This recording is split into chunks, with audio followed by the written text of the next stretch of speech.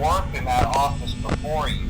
I'm finishing up my last week now, as a matter of fact, so I know it can be a bit overwhelming, but I'm here to tell you there's nothing to worry about. You'll be fine. So let's just focus on getting you through your first week, okay?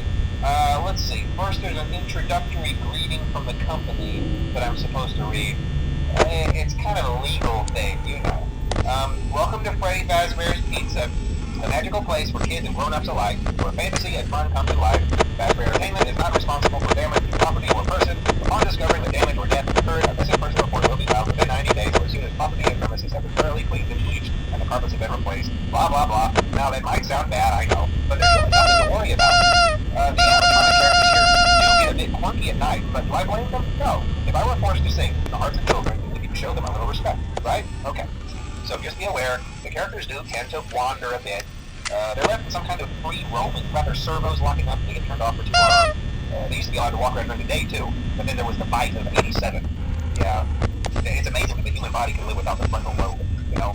Now concerning your safety, the only real risk to you as a night watchman here, if any, is the fact that these characters, if they happen to see you after hours, probably won't recognize you as a person. They'll most likely see you as a metal endoskeleton without its costume on. Now, since that's against the rules here at Freddy Fazbear's Pizza, they'll probably try to forcefully stuff you inside a Freddy Fazbear suit. Now, that wouldn't be so bad if the suits themselves weren't filled with cross beams, wires, and animatronic devices, especially around the facial area. So you can imagine how having your head forcefully pressed inside one of those could cause a bit of discomfort and death. The only parts of you that would likely see the light of day again would be your eyeballs and teeth that pop up in front of the mask. Yeah, they don't tell you these things when you sign up. But hey, first station of the breeze. I'll chat with you tomorrow. Check those cameras and remember to close the doors only if absolutely necessary. Gotta conserve power. Alright, good night.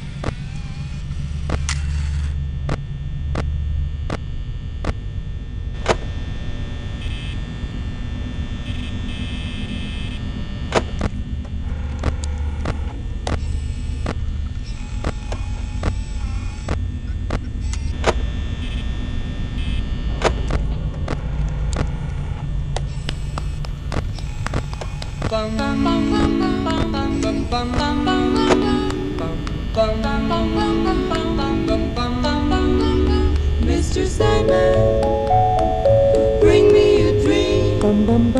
Make him the cutest that I've ever seen. Give him two lips like roses and clover. Then tell him that his lonesome nights are over. Sandman, I'm so alone. Don't have nobody to call my own. Please turn on your magic beam. Mr. Sandman, bring me a dream.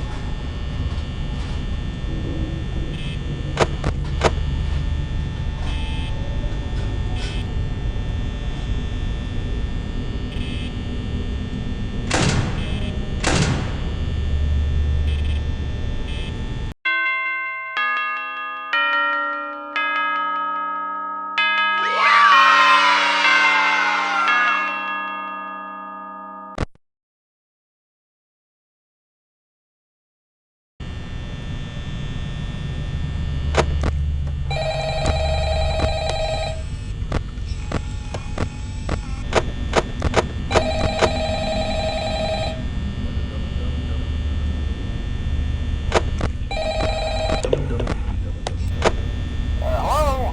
Hello? Well, if you're hearing this and you made it to day 2, congrats. I won't talk quite as long this time since Freddy and his friends tend to become more active as the week progresses. It might be a good idea to peek at those cameras while I talk, just to make sure everyone's in their proper place, you know. Interestingly enough, Freddy himself doesn't come off stage very often.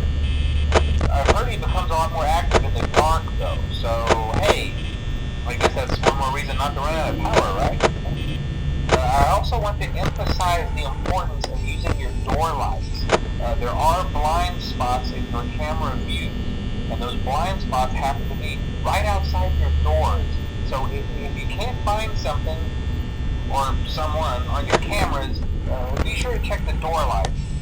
You might only have a few seconds to react. Not that you would be in any danger, of course. I'm not implying that. Also, check on the curtain in Pirate Cove from time to time. The character in there seems unique in that he becomes more active if the cameras remain off for long periods of time. I guess he doesn't like being watched. I don't know. Anyway, I'm sure you have everything under control. Talk to you soon.